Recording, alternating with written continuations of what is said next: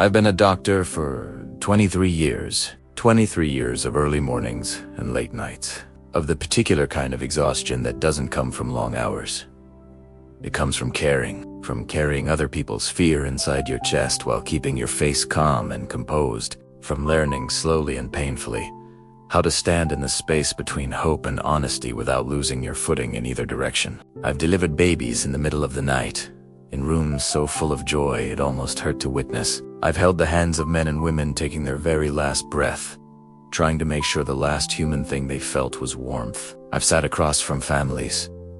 Good people, ordinary people. People who came in that morning expecting a routine appointment.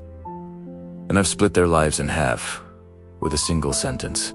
I thought I had seen everything. I thought I understood, in the way that experienced doctors come to understand, the full range of what medicine could do and what it could not. The limits, the ceilings, the places where science ends and something else begins. Something we don't have a clean word for. Something that doesn't fit on a chart or inside a prognosis or within any of the frameworks we spend a decade training ourselves to use. I was wrong about the limits.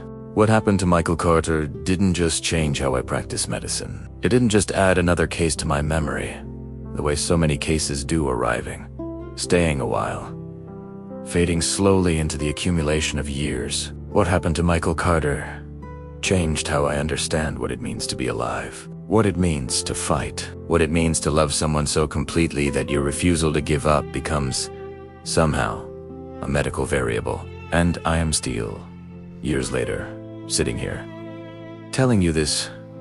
I am still not entirely sure how to explain it, but I'm going to try.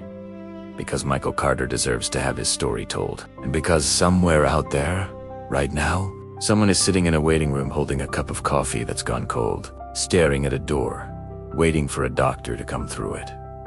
And I want that person to hear this. Michael Carter walked into my hospital on a Tuesday morning in October. And when he left, months later, he was in a wheelchair. But that is not the end of the story. That is only the beginning. I want to tell you about that Tuesday morning, because I've replayed it so many times since then that I've memorized it the way you memorize a piece of music, not just the notes, but the feeling underneath them. The air was cool. October had arrived that year with intention crisp edges to everything. The smell of leaves beginning their long surrender. That particular quality of autumn light that turns ordinary streets into something that looks like it belongs in a painting. I had driven to the hospital with my windows down for the first time in months, just to feel the cold air moving through. The neurology department was already busy when I arrived. It was always busy. 12 patients admitted overnight. 3 new consult requests from the internal medicine team. A departmental review meeting at noon that I had been quietly dreading for 2 weeks. Sandra Minars, of 11 years. A woman whose memory of our department was sharper than any filing system we had. Already left a stack of files on my desk with a note that said simply, "Coffee first, files second." Sandra knew me well. I was on my second cup, halfway through the overnight reports, when she knocked on my doorframe. I want to describe how Sandra knocked, because it matters. In 11 years, I had learned to read her the way sailors learn to read, whether or not from any single sign, but from a combination of small things that add up to something unmistakable. There was the knock she used for routine interruptions. Brisk, 2 taps. Door already opening before she finished. There was the knock for complicated situations. Slightly slower, a pause before she entered. And then there was the knock she used when something was wrong in a way that required care. A single tap, almost gently, followed by stillness. That morning, it was the third kind. I looked up. She was standing in the doorway the way she stood when the news was not good. Not leaning, not moving into the room, just standing present. Still. "Dr. Halley," she said. Her voice was measured. "There is a man in triage. 44 years old. He walked in about 20 minutes ago, complaining of a headache." I looked at her over my coffee. "Walked in, yes." A pause, small, but significant. "But he is not walking anymore. I want to tell you what I saw when I first walked into that triage bay. Because there are moments in medicine that you carry differently from other moments, not filed away neatly like clinical data, but held somewhere closer to the surface, where they can still reach you. Michael Carter was sitting in a triage chair when I first saw him, and the first thing that struck me, the thing that made me pause for just a fraction of a second before crossing the room, was how ordinary he looked. Not in a dismissive way. I mean, it is a profound observation about the nature of illness. It does not announce itself with drama. It does not dress differently from everyone else. It arrives in flannel shirts and work boots. It sits in plastic chairs under fluorescent lights and looks at the floor with the patient. Uncomplaining expression of someone who has been uncomfortable for a while, but was raised not to make a fuss about it. He was wearing a blue flannel shirt, slightly worn at the collar, the kind of shirt kept not because it was new, but because it was comfortable. Work boots, laced carefully. He had the hands of a man who built things for a living, wide-palmed, calloused across the knuckles. The kind of hands that know tools the way musicians know instruments. His hair was dark, with the first threads of gray appearing at the temples, the dignified kind of gray that takes its time. He was looking at the floor when I came in, not in defeat. More the way people look at nothing specific when they are concentrating on something internal. Managing something. Beside him sat a woman I would come to know well over the following weeks, Elizabeth, his wife of 19 years. She had the kind of face that has lived through things and come out of them with its warmth still intact, which is not as common as it should be. She still had her coat on, belted, as if some part of her was not yet ready to fully commit to being inside a hospital. Her handbag was in her lap, both hands wrapped around it. She looked at me when I came in, and I could see her reading me the same way I was reading the room, looking for information in my posture, my pace, my expression, before anyone said a word. "Mr. Carter," I said, sitting down across from him. "I am Dr. Halley. I am the attending neurologist. Can you walk me through what has been going on?" He lifted his head, slowly, and that was the first thing I noticed that was not right. Not dramatically wrong. Not the kind of wrong that anyone without training would catch, but wrong the way a photograph is off by a half-degree of teal. The movement was slightly asymmetrical. His left side engaged a fraction of a second behind his right. I met my eyes. His were dark brown, clear, and direct. The eyes of a man used to looking at problems straight on and figuring out how to solve them. "Headache started about 3 days ago," he said. His voice was calm and even. I figured it was stress. I had been working a lot of overtime, finishing a big project. Lasts one out most nights. I thought I just needed sleep. He paused. But this morning I woke up, and my left hand he stopped, looked down at his left hand, resting in his lap. There was something in the way he looked at it. A careful, puzzled attention, as though it had done something unexpected that he was still working out the meaning of. "I could not move it," he said quietly. "Not at first. Then a little, but not like normal. Can you move it now?" He tried. I watched. His face tightened with effort. The kind of effort that involves the jaw, the shoulders, the whole body bracing around one small movement. His fingers twitched, curled, partway. "Not fully. A little," he said, and in the simplicity of those two words, in the complete absence of self-pity or performance, I felt the first cold pressure of something beginning to take shape in my chest. Not panic. I trained past panic long ago. Something more like recognition, the body registering something before the mind is finished processing it. I asked him to follow my finger with his eyes. His right, I tracked cleanly. His left ahead, a subtle delay, like an echo of the movement, rather than the movement itself. I asked him to smile. His right side moved naturally, fully. His left followed half a beat later, as though receiving the signal through a longer cable. I kept my expression neutral, my voice steady, my posture open and unhurried. Inside, I was already moving fast. "Any nausea?" I asked, vomiting.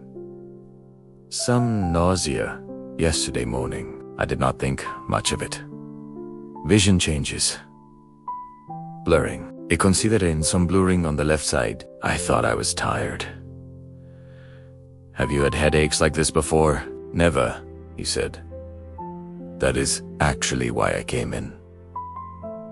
Not just a hand, This headache, it is not like anything I have felt before. It is not sharp exactly. It is more like pressure, like something pushing from the inside. He touched the back of his head, just above the neck.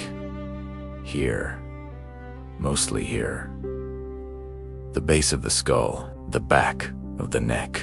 I wrote notes without looking down, keeping eye contact. How long has the hand been affecting you? Since yesterday, he said, but I told myself. He almost smiled. My wife will tell you, I am not good at going to the doctor. Elizabeth, sitting beside him, made a sound that was not quite a laugh. 17 years I have been telling him, she said. Her voice was steady, but it was the steadiness of effort. He could be bleeding from the ears, and he would tell me he just needed to lie down for a bit. Michael looked at her. Something passed between them. The quick, layered communication of people who have spent 2 decades as each other's primary witness. A whole conversation in a single glance. She is not wrong, he said. I asked a few more questions. Family history, medications, recent illnesses, any falls, and then excused myself, telling them I wanted to run some tests to get a clearer picture. I said it in the calm, unhurried tone of a doctor doing routine due diligence. I walked out of that triage bay and found Sandra immediately. I need imaging, I told her. Mr. I with contrast, urgent, and I want neurosurgery on standby. Sandra looked at me for exactly 1 second. Then she was already moving. There is a particular kind of waiting that happens in hospitals that I do not think people talk about enough. Not the waiting of patients, which is its own specific anguish, but the waiting of doctors. The interval between ordering a test and receiving its results, during which you exist in a state of suspended knowledge. You know enough to be concerned. You do not yet know enough to act. You carry your concern quietly, professionally. Because there are other patients to see and other decisions to make, and the work continues, regardless of what you are holding inside. I saw 2 other patients during the hour it took for Michael Carter's imaging to come back. I was present for both of them, genuinely present. You cannot be half there with a patient. They feel it. It changes the quality of everything.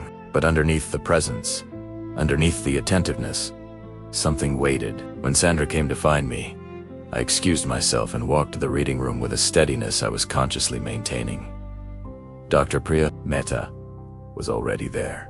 Priya was 29 years old that year, 6 months from finishing her neurology residency, and already one of the most naturally gifted diagnostic minds I had worked with in 2 decades. She had a rare quality, the ability to look at complexity without the anxiety of not immediately understanding it. She could sit with uncertainty and study it, rather than rushing to resolve it prematurely. She was standing in front of the illuminated screen when I walked in, and I could tell from the set of her shoulders, even before I looked at the images, that what she was seeing was not good.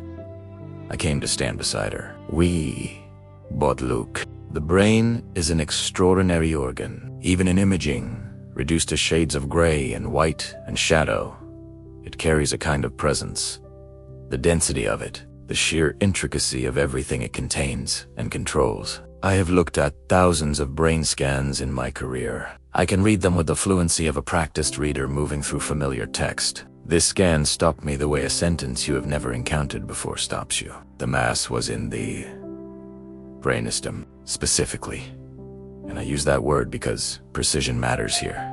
It was situated in the pons. The pons is a section of the brainstem approximately the size of your thumb. It manages the signals between the brain and the rest of the body. It controls facial movement, eye coordination, swallowing, the regulation of consciousness. It sits at the base of the brain like the root of a tree, deep, inaccessible, surrounded by structures so essential that the idea of operating around them is almost a contradiction in terms. The mass was approximately the size of a large grape. It was dense and irregular at its borders. The raggedness of aggression, not the smooth edges of something benign and slow. It had displaced surrounding tissue. Some of the structures immediately adjacent showed evidence of compression that explained every symptom Michael had described. The facial asymmetry, the weakness in his left hand, the headache that felt like pressure from inside, the nausea, the vision changes.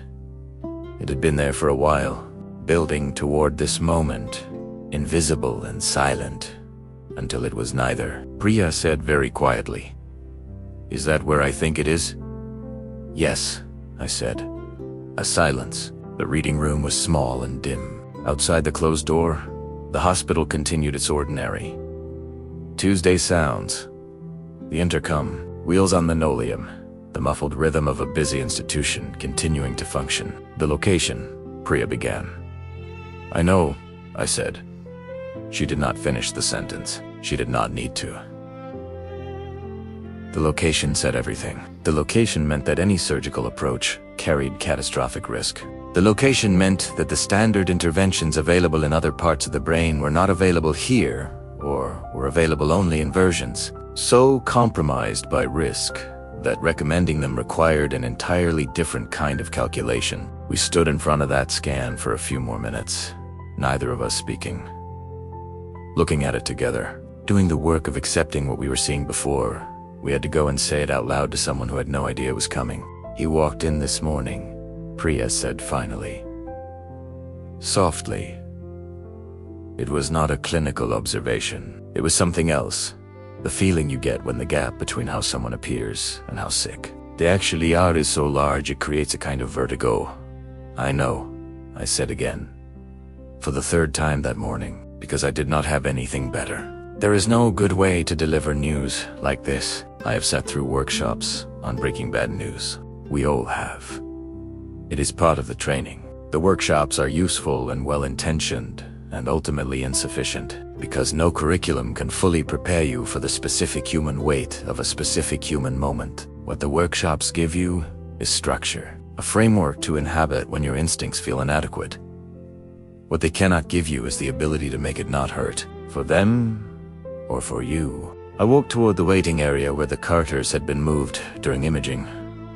I walked at a normal pace, hands loose at my sides, breathing steadily. Elizabeth stood the moment she saw me come around the corner. It was a reflex, her body responding to some signal mine was sending before I had reached her. She stood and looked at me with an expression that already knew, somewhere beneath the surface, that whatever I was about to say was going to divide things permanently into before and after. Michael stayed seated, but his eyes tracked me with the careful steadiness I had seen in triage. He was not passive, he was already watching, already preparing. I sat down across from them, leaned forward. I have found, over the years, that this simple physical act, closing the distance, refusing the safety of professional space, communicates something important before you have said a word, that you are with them, that you are not the representative of an institution delivering a verdict from across a desk, that you are a person sitting close in the same difficult moment. "We have completed the initial imaging," I said, "and I want to be direct with you both, because I think you deserve directness." I paused for one breath. We found a mass. It is located in a specific part of the brain called the brainstem.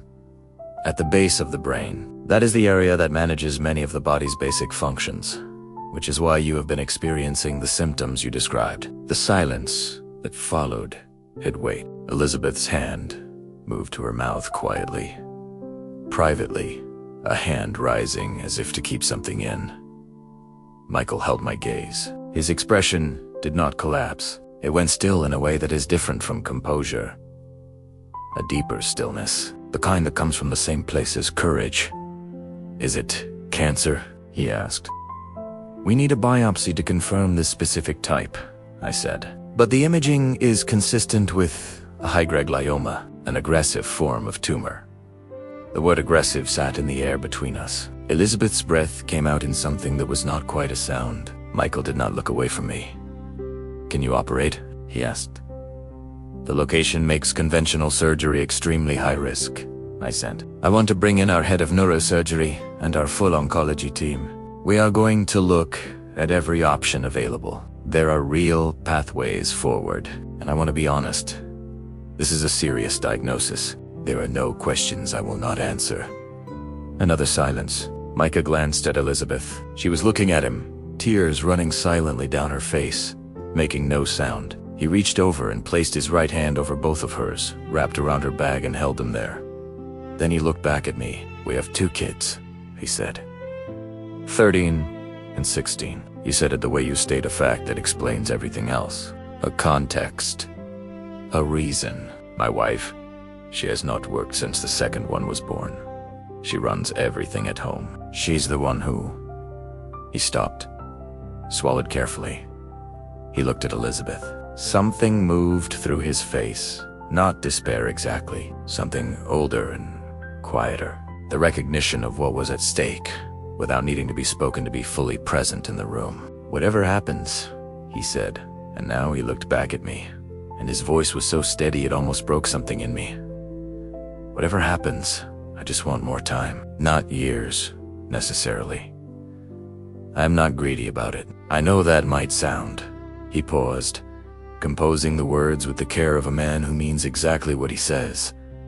I just want enough time to make sure they are okay. That is all I am asking. I held his gaze. I held it because he deserved to be looked at directly when he said something like that. We are going to fight for you, I said. Every step, every option. You have my word. It was both the most and the least I could offer. And we both knew it.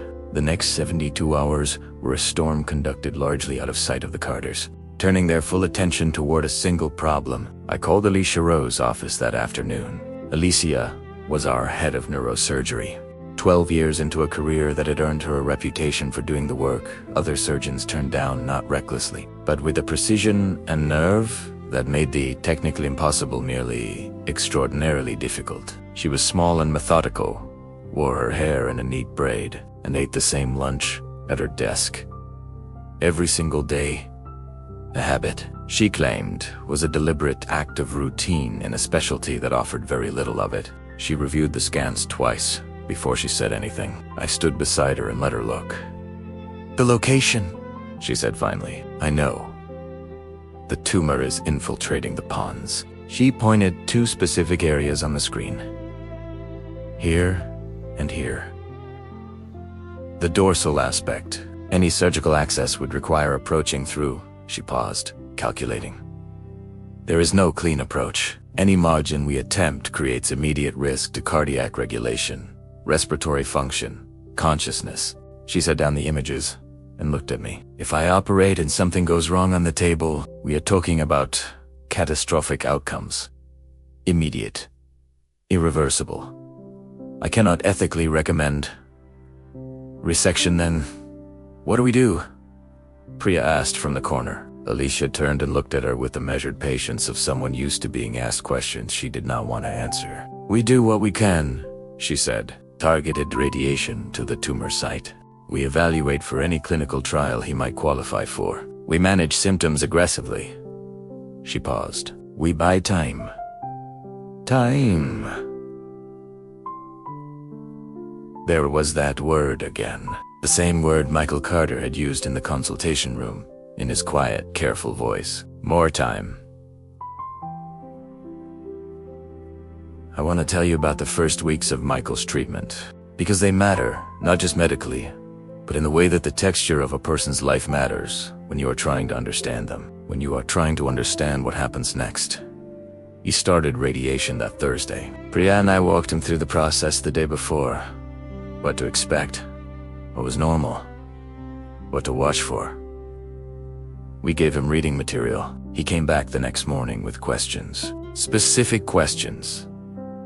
The questions of a man who had read carefully and thought about what he read rather than being overwhelmed by it. Elizabeth came for every session. Every single one. She sat in the waiting area during the treatments and was there when he came out in the chair nearest the door. So she was the first person he saw. Within the first week, she had found the best parking spot near the neurology entrance, partially shaded in the morning, and claimed it as her own. These are small things, but in medicine, you learn to notice small things. Small things are often the most honest portrait of how someone is doing. Michael worked to maintain his routine. He made calls from his hospital room during the first week, coordinating his construction project from a distance, delegating in the way of a man who did not delegate easily, but was forcing himself to learn. He told me one afternoon during evening rounds that he had always found it difficult to ask for help. I am better at fixing things than I am at asking other people to fix them, he said. He said it without self-pity, as an observation about himself. It is a control thing, probably. Does it bother you? I asked, asking for help now. He thought about it. Not the asking, he said, after a pause. More the reason for the asking. He looked down at his hands. The left hand lay slightly differently from the right now. More still, the fingers not quite as naturally curved. I do not mind needing people. I have always needed people. I just preferred to need them on my own terms.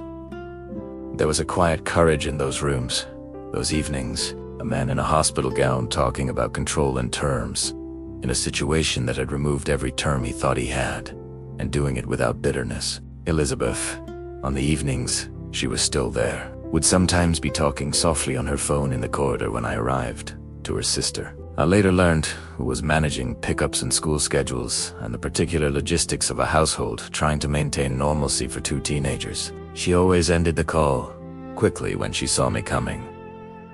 Straightening, refocusing, ready, unnoticed. Across those first weeks, how carefully she managed the energy she allowed Michael to see. In the corridor, on the phone, she sometimes let her face go. Let the weight of it show, briefly, before composing herself to go back in. Inside the room with him, she was steady and warm, and occasionally, beautifully, funny. She had a dry, understated sense of humor that cut through the heaviness of those rooms better than any amount of cheerfulness could have. She told him one evening, in my presence, that she had started a list. A list of what? He asked. Things I am going to make you do when you get home, she said, with a completely straight face. I have been holding back because I did not want to overwhelm you. But I have at least 40 items. The back gutter, the door on the downstairs bathroom, the deck needs restaining. I know you said it could wait another year, but Michael, it genuinely cannot wait another year. And the light in Elizabeth, he said. The light in the hallway has been flickering for 4 months.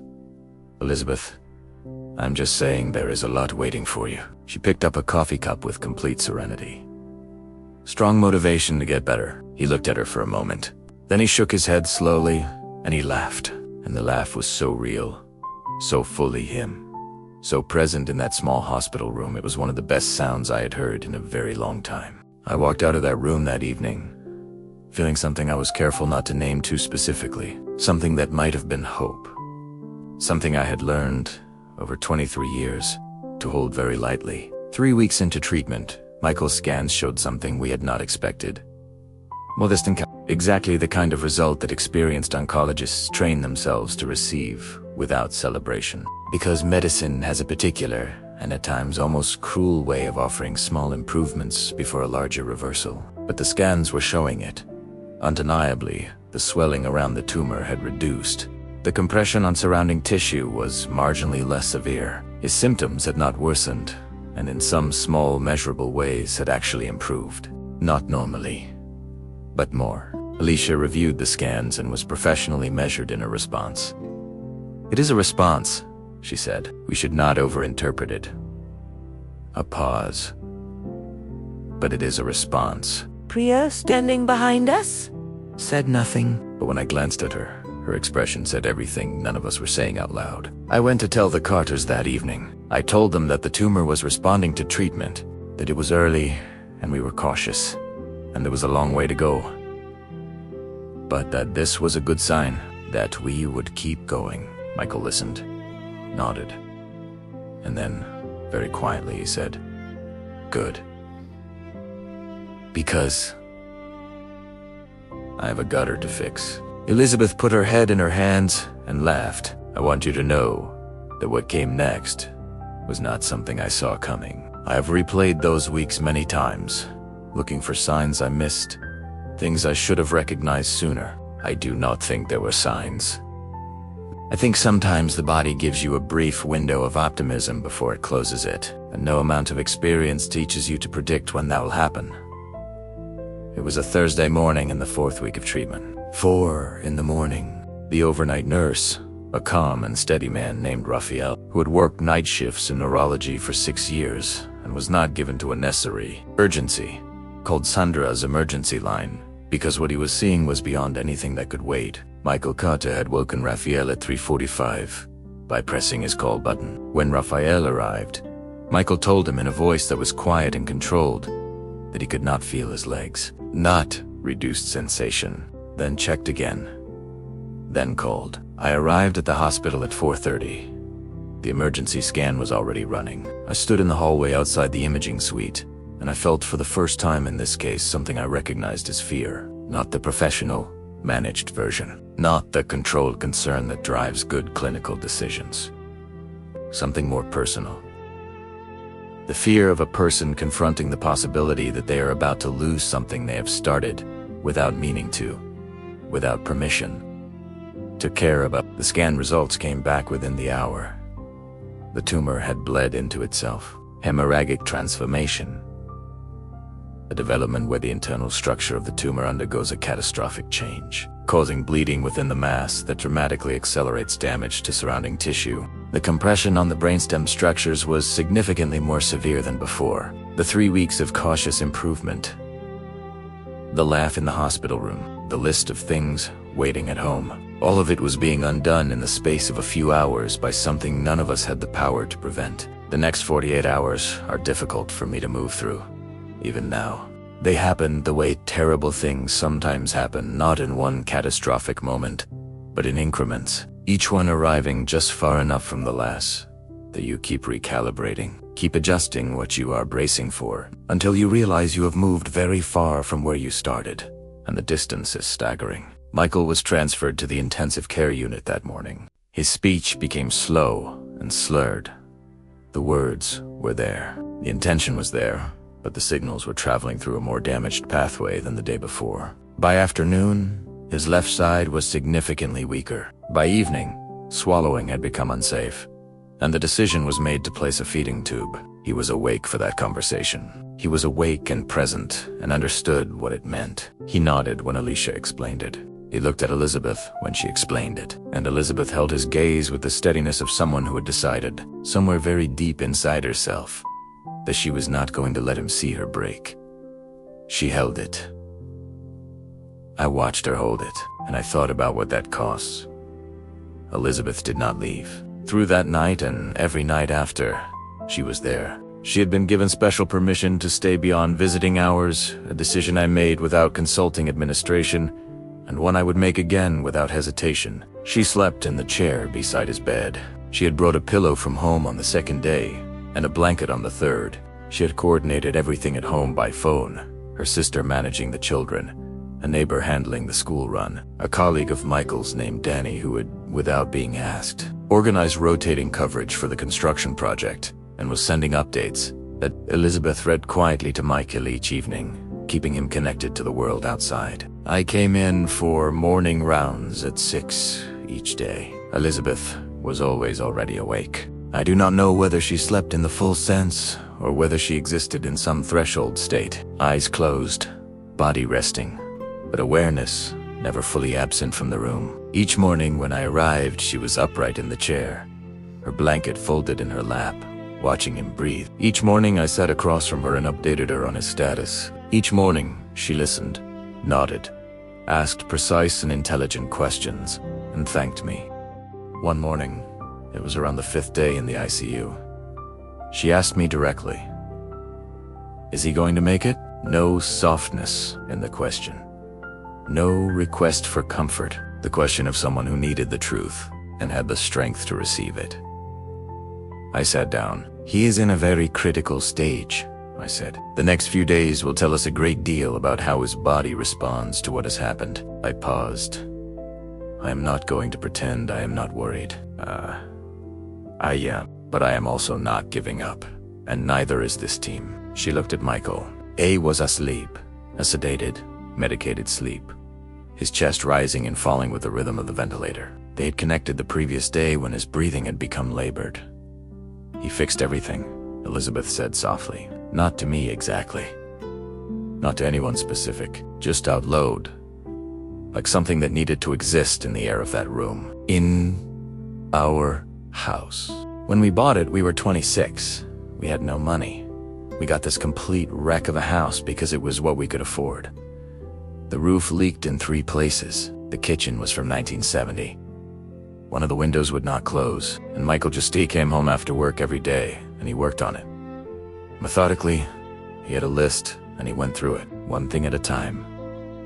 She paused. It took him almost 2 years.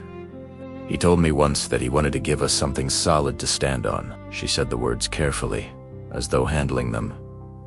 That was the exact phrase, something solid to stand on.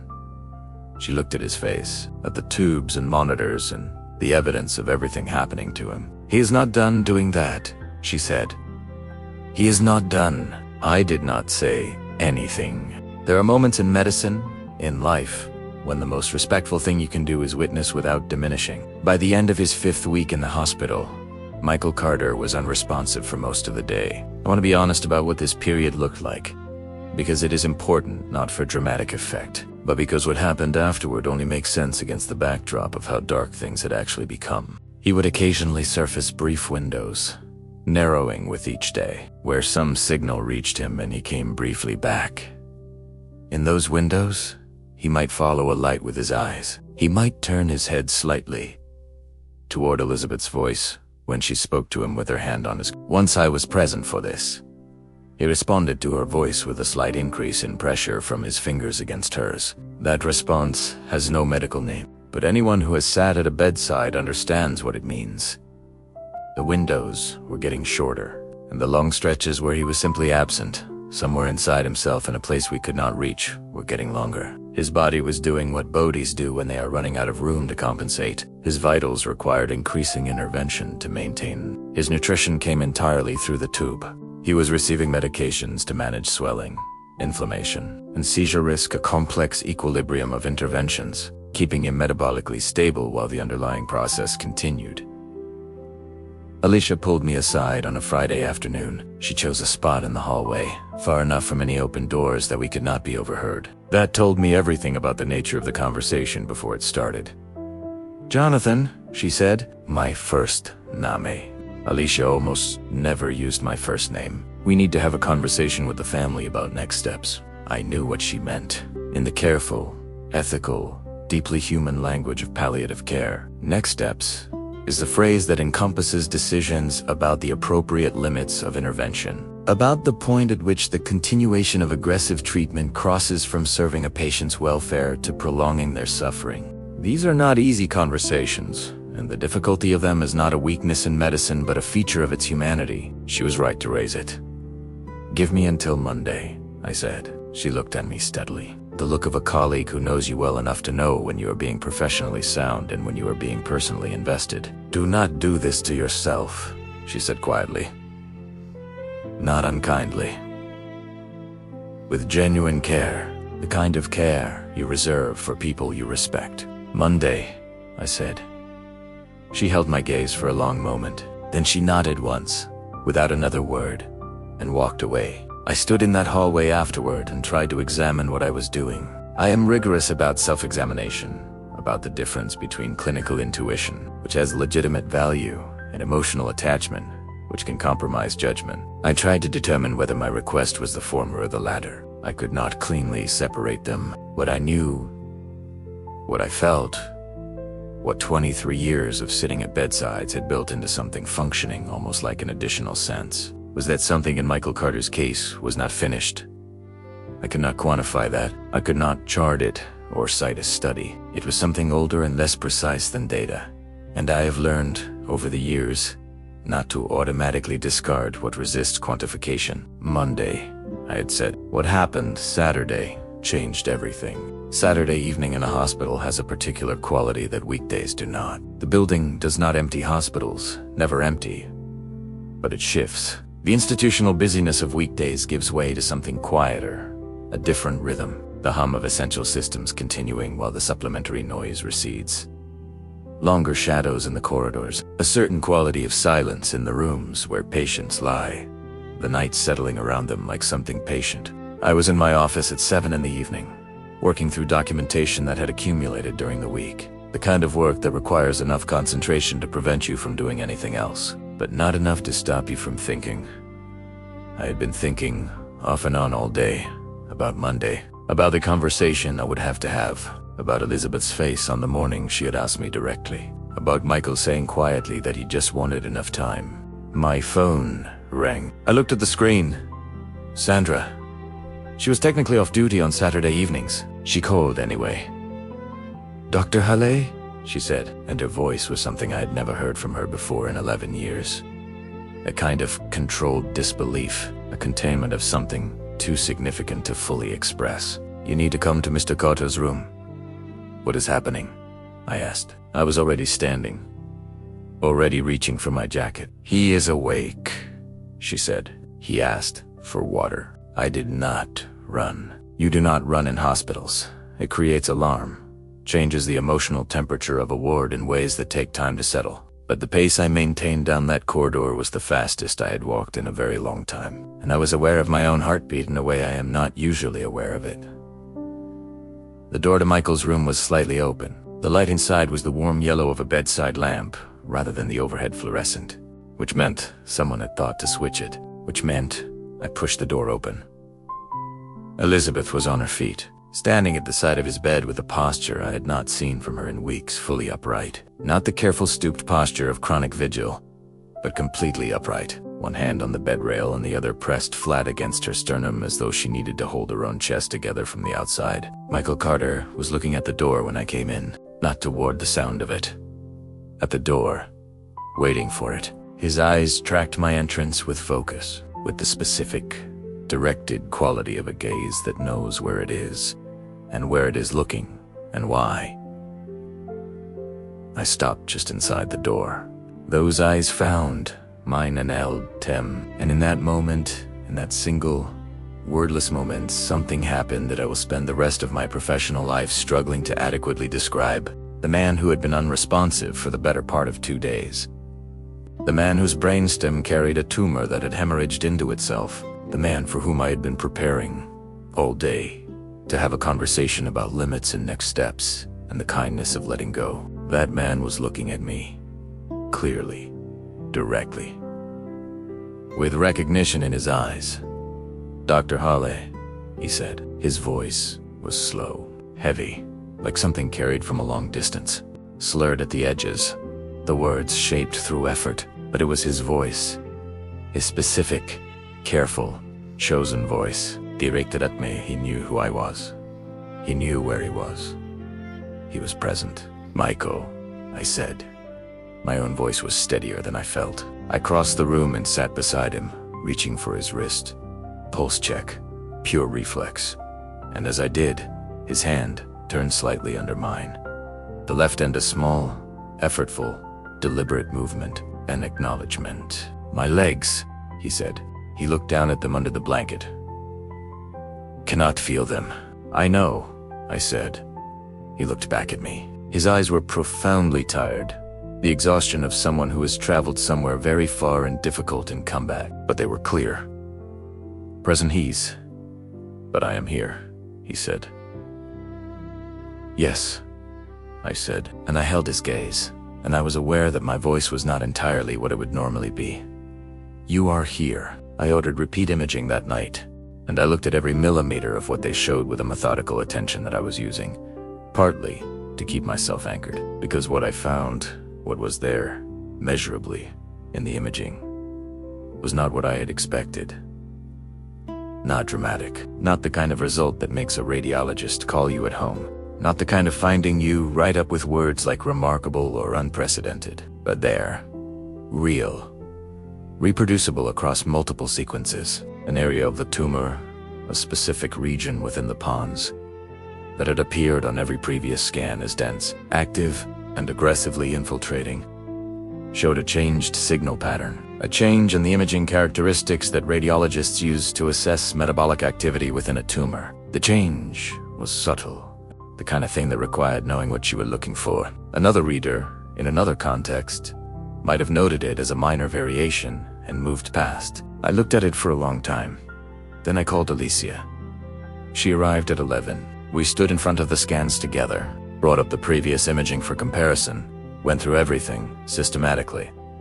We did not speak much while we worked. At the end, Alicia stood back from the screen. Priya had arrived silently at some point during the review. apparently also cold, was somehow aware. And she stood at the back of the room in her coat, watching us both, waiting. "Is this real?"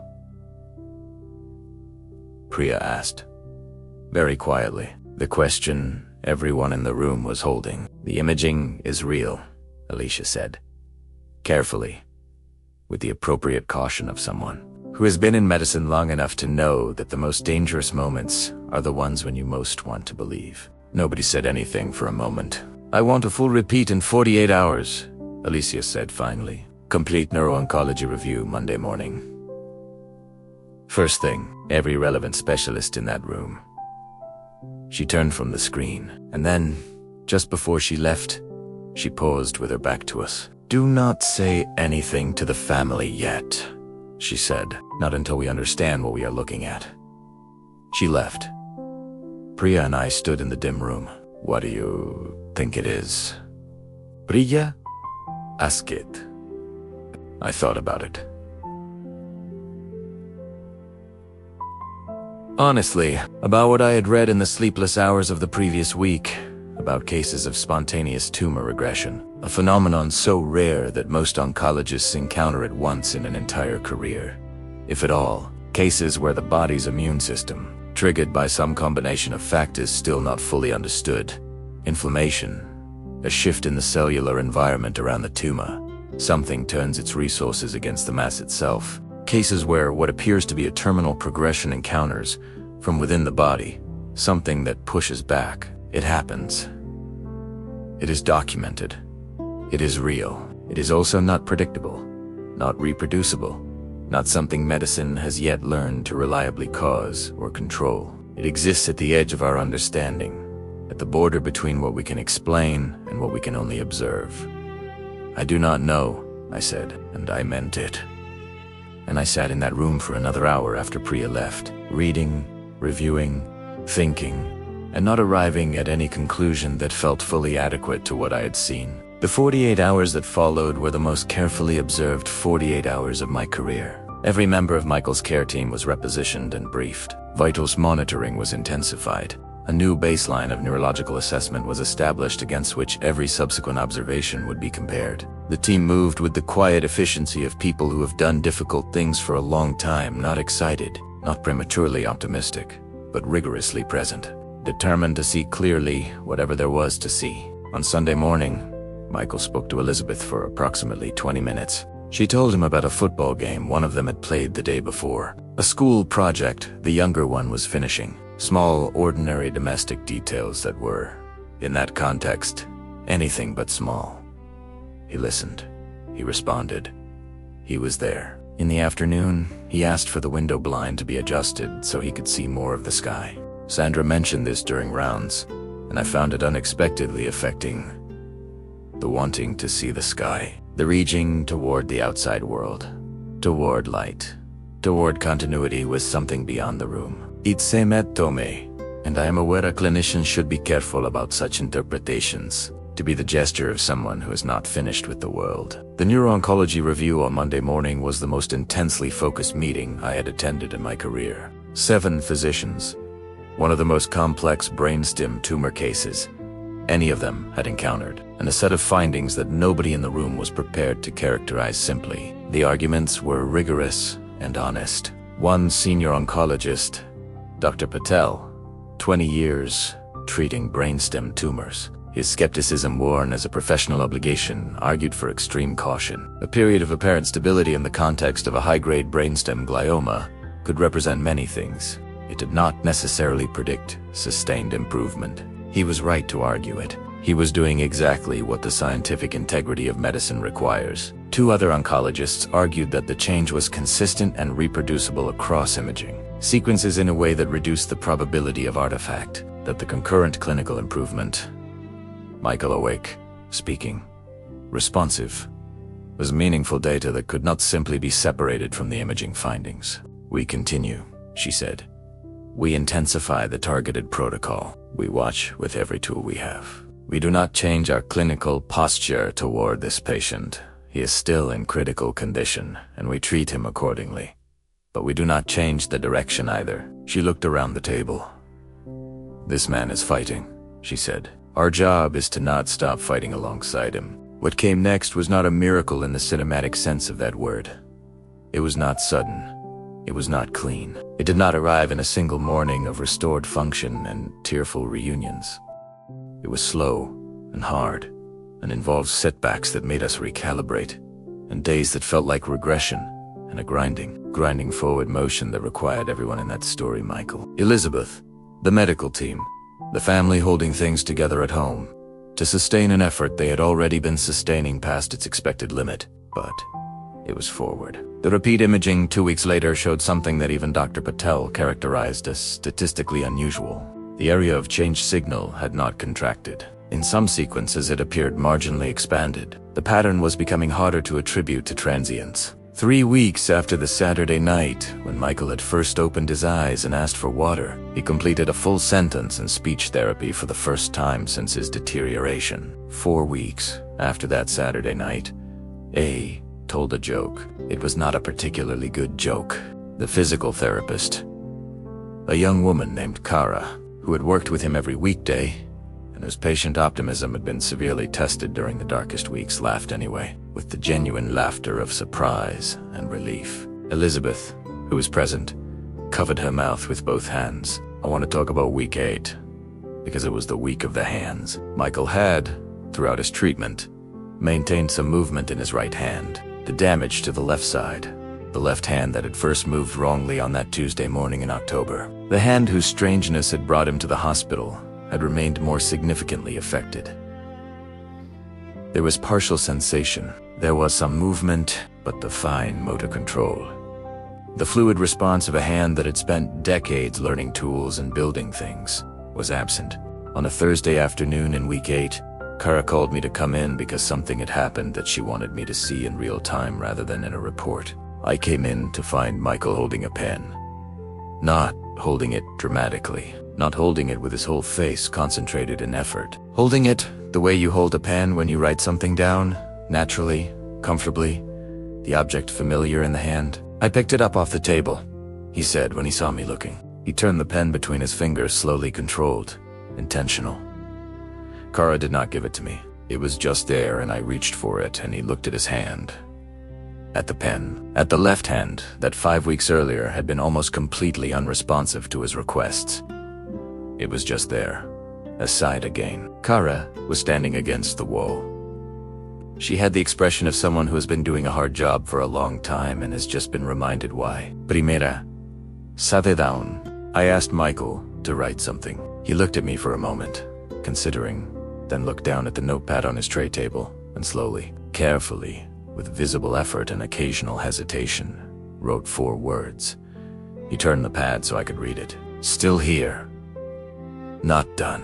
I will not pretend the road from that moment to Michael Carter's discharge was without complication. There was a week in month 3 when an infection introduced a new crisis, and we spent 72 hours managing it, with the focused dread of people who know exactly how much they stand to lose. It was a Tuesday when his left side strength regressed noticeably, and Elizabeth sat alone in the corridor for 20 minutes before coming back in. And when she came back, she sat next to him and read aloud from a book she had brought from home, her voice steady, offering him the texture of words as an anchor. Not for dramatic effect, but because she was genuinely moved that his latest scan showed a measurable reduction in the core tumor mass. Not resolution, not cure, but reduction. The body, the immune system, the treatment, the combination of things we could name and the things we could not, had been doing something that our best science could partially explain and could not fully account for. Something that existed in that space, between what we know and what we are still learning to understand. The tumor did not disappear. I need to say that clearly, and without softening, because medicine is not a fairy tale, and Michael Carter's story is not improved by making it one. The mass remained. The damage to the brainstem was real, and some of it was permanent. The paralysis in his legs did not fully resolve. He would use a wheelchair for distances, would need ongoing physical therapy, would live with a body permanently altered by what had happened inside it. These are true things, and they matter. And also true, He was alive, thinking clearly, speaking with his previous precision and care, laughing at Elizabeth's jokes with the easy laughter of a man who has plenty to laugh about, reading his children's texts on his phone with an expression of such uncomplicated love that it was almost difficult to look at directly. And on a cold morning in December, 14 weeks after he had first walked through the doors of my hospital in his work boots and his flannel shirt, Michael Carter left. He left in a wheelchair. His hands were in his lap, who had practiced this every day for 2 weeks, and was going to keep doing it for as long as it was needed. I stood at the main entrance and watched them come. He saw me from a distance and raised his right hand. Then slowly, with effort, but deliberately and unmistakably on purpose, his left hand rose too. It rose to approximately chest height and held there. Not waving, not gesturing, just raised, lifted. A signal between two people who had crossed something together, who knew what it had cost and what it had meant. I raised my hand back. Elizabeth pushed the chair through the automatic doors, and a brief current of cold December air came through as they passed, and I watched them cross the parking lot toward their car, toward Danny, who was waiting to help fold the wheelchair, toward home, toward the gutter and the bathroom door and the deck that needed restaining and the flickering hallway light, toward the list. I have thought about Michael Carter many times in the years since then. I think about him when I am sitting in a reading room late at night, looking at a scan that has told me something I do not want to know. I think about him when I am walking toward a waiting room with news I have to find a way to say accurately and humanely. I think about him when I have a patient who is fighting, really fighting, and I want to fight alongside them but do not know if it will be enough. I think about him when I need to remember why I do this. He called me 6 months after discharge. It was a Tuesday morning. I noticed that Tuesday, the same day of the week he had first walked into the hospital. He sounded like himself. His voice was slightly slower than before, still carrying the effects of what the brainstem had been through, but unmistakably him. Precise, measured, choosing each word. He told me the physical therapy was going well, that he was regaining strength in his left leg slowly, that he had started driving again, short distances, carefully, that his children had begun looking at him less like he might break and more like the version of him they recognized, which he found. And I heard the emotion he was controlling behind the steadiness, more of a relief than almost anything else. He told me Elizabeth had taken him to Italy. How was it? I asked. A pause. And then he laughed. That real, full, bilateral laugh. Doc, he said. We did not want to leave. What I have carried from Michael Carter's case is something I find difficult to translate into the language of medicine, which may be precisely the point. I believe in science. I practice it every day. I've spent more than 2 decades building my understanding of the brain on evidence, on data, on the rigorous and self-correcting methodology of clinical research, and I would not trade that foundation for anything. Evidence-based medicine has extended human life in ways that would have seemed miraculous to physicians a century ago. And I say that without any irony, because it is simply true. And yet there are things that happen in hospitals. Quiet things, Saturday evening things, 4 in the morning things, that do not fit cleanly into the frameworks I was given. Not because they contradict those frameworks, but because they exist in spaces the frameworks have not yet fully mapped. The space where a woman's refusal to leave a chair becomes, somehow, a clinical variable. The space where wanting to get home, wanting it with the specific, grounded, purposeful wanting of a man who has a list and a family and a flickering hallway light interacts with the biology of survival in ways we do not yet have full language for. I do not know exactly what saved Michael Carter. I have a collection of partial explanations, and I hold all of them with equal respect, and none of them feels entirely sufficient to me. The treatment, the immune response, the particular interaction of targeted radiation with this specific patient's brainstem tumor, the inexplicable variability that makes medicine, in the end, always a dialogue between knowledge and mystery. What I know is this: he wanted enough time, not more than his share. Not a miracle. Just enough, and something gave it to him. Maybe it was us. Maybe it was him. Maybe it was Elizabeth in that chair, night after night. Her voice in the dark, telling him about the things still waiting to be fixed. Maybe it was all of those things woven together in some combination that medicine is still learning to see and name and understand. I leave the question open, not from uncertainty, but from respect. Some questions deserve to stay open, the ones that keep you humble, the ones that keep you showing up.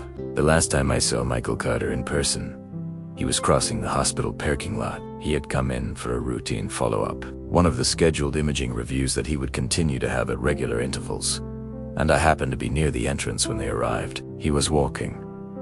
Not easily, not without effort. His left side still working harder than his right for every step, but walking. Elizabeth was beside him, their arms linked, moving at his pace, without appearing to adjust her pace in the way of two people so accustomed to moving through the world together that the synchrony has become unconscious. He saw me. He stopped. He looked at me the way he had looked at me that first morning in triage, straight on, direct, and then he smiled, the full smile, both sides, together. "Dr. Hale," he said. "Michael," I said. We stood there for a moment in the thin winter light of the parking lot. "How are you?" I asked. He considered the question with a seriousness he gave to most things. "Good," he said. "Working on the deck." He glanced at Elizabeth. "Apparently I cannot put it off another year." She raised her eyebrows in a way that confirmed this absolutely. "Good. Primera sa. Eve." We shook hands. His left hand briefly pressed the back of mine, a small, additional gesture. Deliberate, the way all his gestures were deliberate. Then he and Elizabeth continued through the doors. I stood in the parking lot for a moment after they went inside. The winter light was doing something particular, that quality of cold season light that makes everything look both fragile and irreplaceable. The world in high contrast, shadow and clarity. I stood in it and I thought about all the things I knew and all the things I did not, and all the 23 years of standing in other parking lots, other hallways, other small moments suspended between what we can do and what we can only hope for. And I thought about a man in a flannel shirt who had fixed everything broken in his house so his family would have something solid to stand on, who would then, when he himself broke, when the thing inside him that none of us could see came forward and made itself known, who had then fought his way back to a list of things still waiting to be fixed. Not because medicine guaranteed it, not because any of us, with all our training and technology and expertise, could have promised him that outcome, but because wanting to, with the full weight of a life, a family, 19 years of marriage, a house full of small broken things still waiting to be tended, turned out to matter in ways that cannot be fully charted. He walked into my hospital, he left in a wheelchair, and then he went home and fixed the deck. And somewhere in a house in an ordinary neighborhood, in the warm light of an ordinary evening, he put down his tools at the end of the day, and he stood in the hallway, and he looked up at the light that had stopped flickering and J. That is the whole story. That is all of it. And it is, I think, enough